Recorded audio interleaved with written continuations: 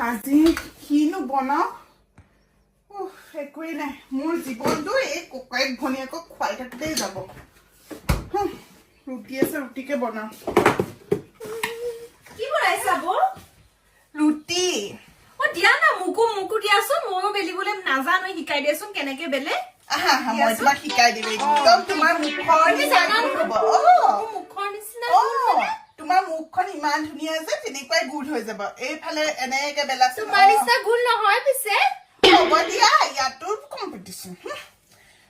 চোৱা এইফালে অকণ বেছিকে দিয়া আইও ইমান আৰু অলপ জোৰ দিয়া আৰু অলপ এইফালে দিয়া এইফালে পৰি যাব